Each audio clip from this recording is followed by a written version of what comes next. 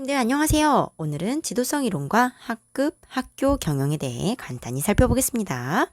오늘의 이야기는 5년차 교사 합격쌤의 이야기입니다. 겨울방학 동안 일정 연수를 받고 나도 드디어 1급 정교사가 되었다. 처음 신규로 발령받았을 때는 글로만 배운 학급의 상황이 현실로 다가오니 당황스러울 때가 한두 번이 아니었다.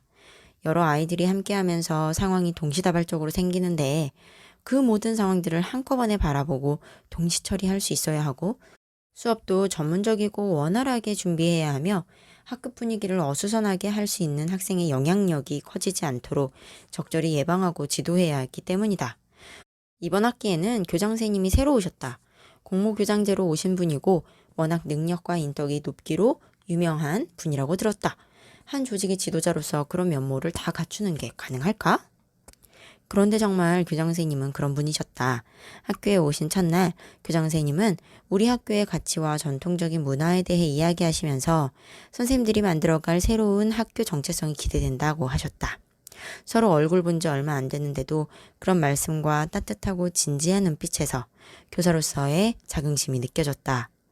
교장 선생님은 학년별로 교사들과 각각 간담회를 가지시고 자세히 이야기를 들어보시면서 구성원의 분위기를 파악하셨다.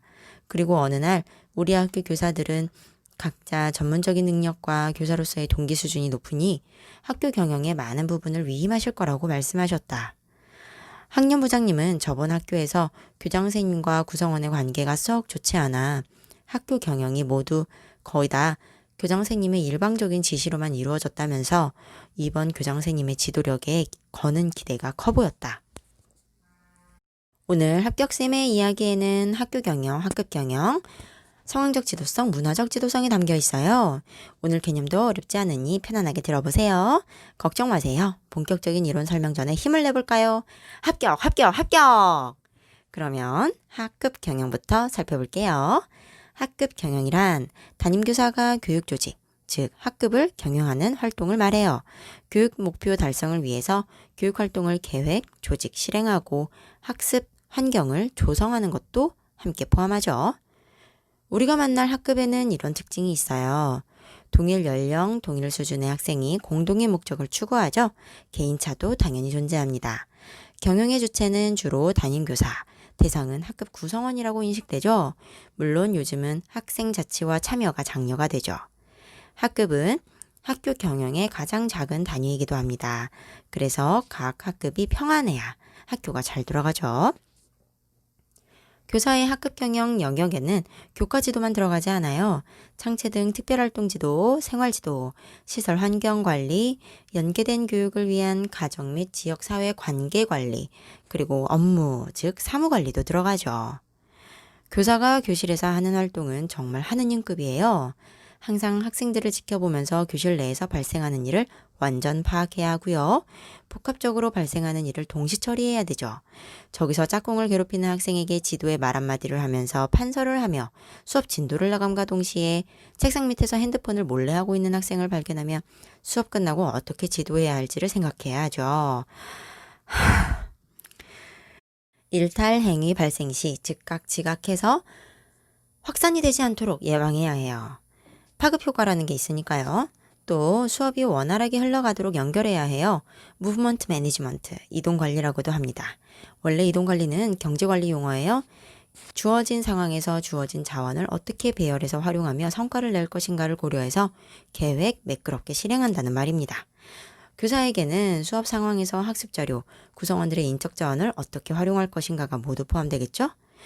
집단 경계는 개인에 대해서만이 아니라 학급 전체의 주의를 끌 수 있는 방법을 사용한다는 거예요. 처음 선생님이 교단에 서서 아이들을 바라보면 아이들이 쳐다보게 되잖아요. 그런 것도 집단 경계이고요.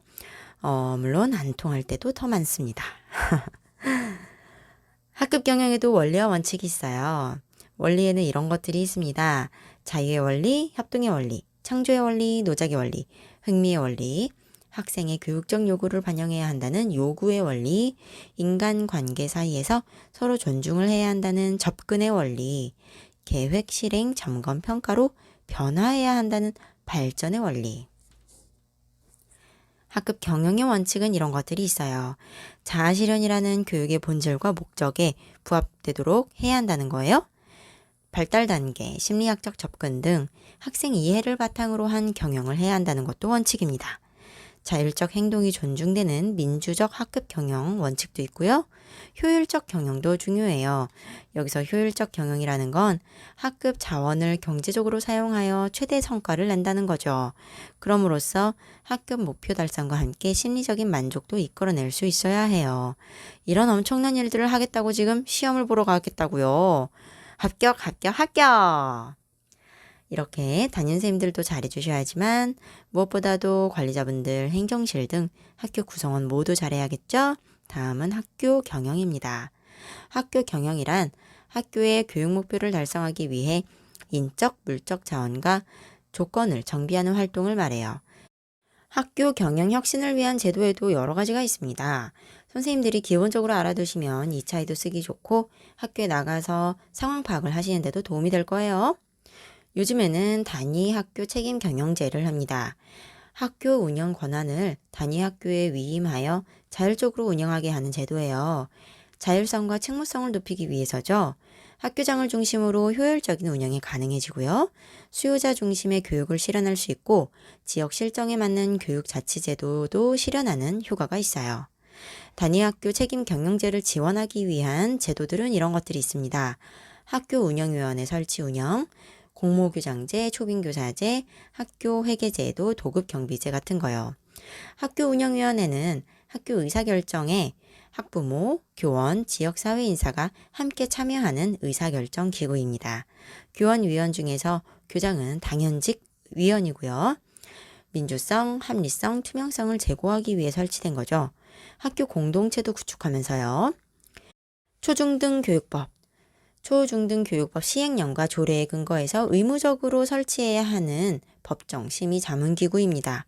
공모교장제 또는 교장공모제는 단순 점수제로 승진한 교장이 아니라 학교 교육에 헌신적이고 유능한 교원을 교장으로 공개 모집하는 걸 말해요. 초빙교사제는 능력 있는 인재를 교사로 초빙하는 제도고요.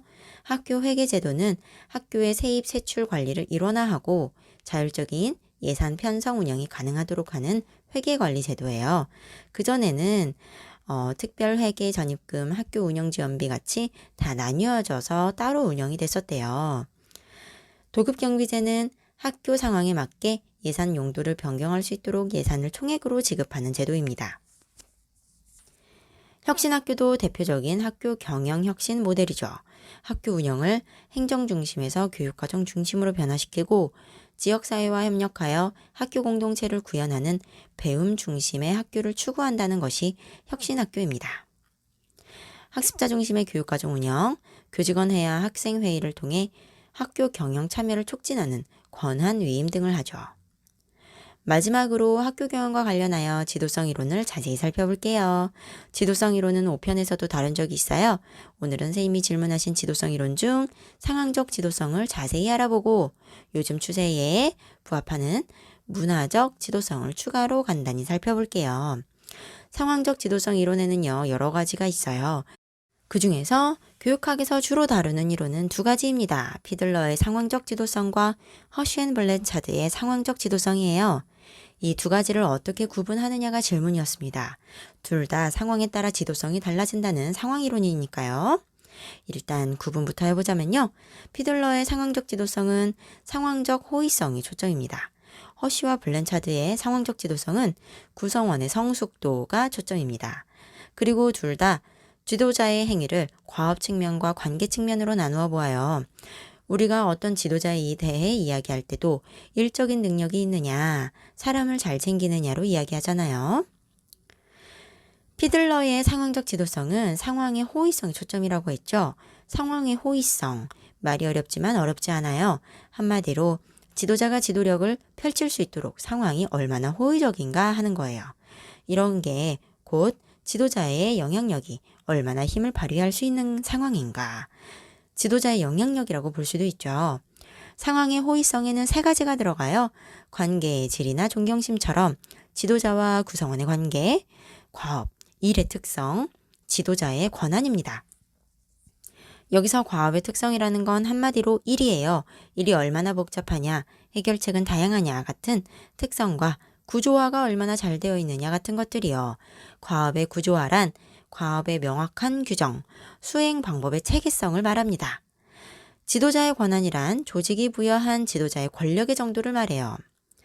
LPC 척도라는 게 피들러의 상황적 지도성에서 중요한 개념이에요. 가장 싫어하는 동료 척도라는 건데요. 지도자의 입장에서 봤을 때를 말하는 거예요. 지도자가 동료를 우호적으로 생각할수록 LPC가 높고요. 그럼 관계지향형 지도자가 되는 거예요. LPC 점수가 낮으면 과업지향형 지도자예요. 일 중심의 지도자가 된다는 거죠. 이 그래프를 볼까요? 그래프가 나왔다고 해서 정신을 잃으면 안 돼요.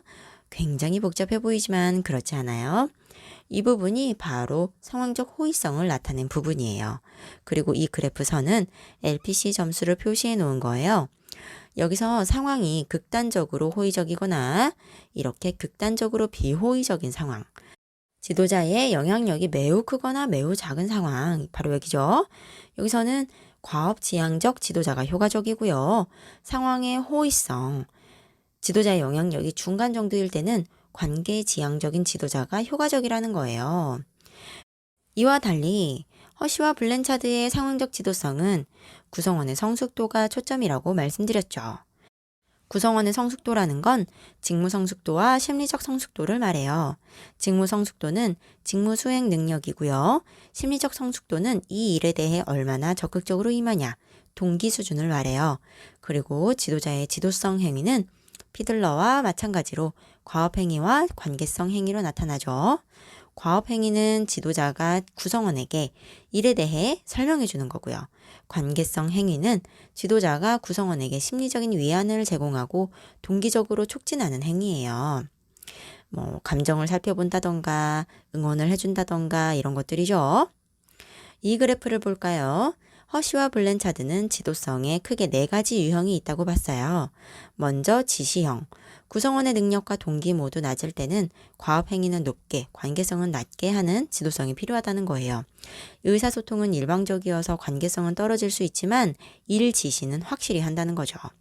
다음은 지도형.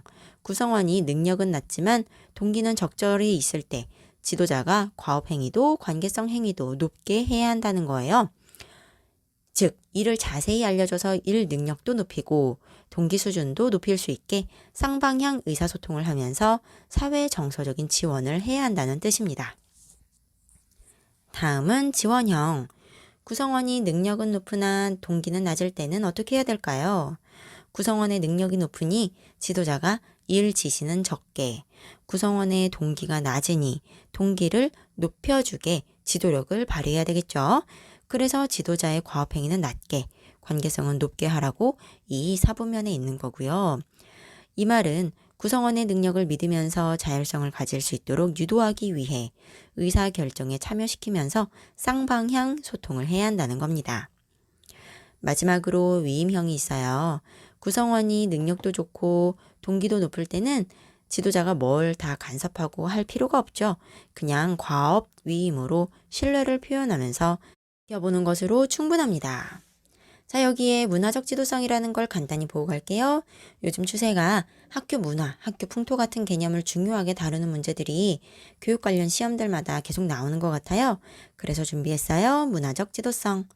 문화적 지도성이란 구성원의 의미, 추구, 욕구를 존중하면서 구성원이 학교의 주인이 되어서 독특한 학교 문화를 창출하고, 이게 키워드예요. 학교 정체성을 확립하도록 하는 지도성을 말합니다. 서지오 반이라는 학자는 학교 지도성 유형을 피라미드로 제시하면 그중 문화적 지도성이 가장 중요하다고 했어요. 가장 밑에 층은 기술적 지도성입니다. 사무적 경영 관리 기술력을 말하죠. 다음은 인간적 지도성이에요.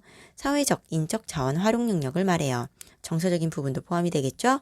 그 다음은 교육적 지도성입니다. 교육에 대한 전문적 지식과 능력을 구비한 지도성이에요. 교장, 교감 선생님들 중에는 현장 교육 전문가로서 교육적 지도성이 높은 분들이 많죠.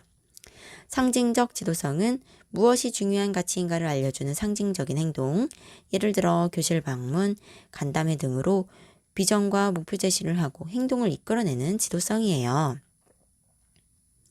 그리고 최상위는 문화적 지도성입니다. 학교 정체성, 전통을 만드는 학교 문화를 창출하는 지도성이에요. 구성원들이 스스로 문화를 창출할 수 있도록 돕는 지도성이기도 하죠. 교육 조직에서 나타나는 지도성은 교육적, 상징적, 문화적 지도성이라고 하네요. 문화적 지도성의 의의는요, 문화 창출과 의미 추구라는 인간 정신을 존중하고 그 의미를 살릴 수 있는 핵심성이 살아있는 지도성이라는 점이에요. 도덕적 가치 규범과 전문가로서의 자유까지 아우를 수 있죠. 하지만 한계도 있어요. 문화라는 거시적인 관점을 다루므로 일단 문화가 확고한 곳에서는 구성원들이 수동적인 존재가 될 수 있어요. 따라서 구성원의 잠재력을 개발해 줄 수 있는 구체적이고 미시적인 지도성이 또 필요하게 되죠. 이런 경우에는 어떻게 지도해야 하는가 같은 미세한 방향을 안내해 주는 지도성이 또 필요한 거예요. 오늘은 이렇게 학교, 학급 경영과 지도성 이론 3가지를 살펴보면서 교육 행정을 마무리해 보았습니다. 선생님들 바쁜 와중에도 함께 해줘서 고마워요. 건강 잘 챙기세요. 합격, 합격, 합격! 감사합니다.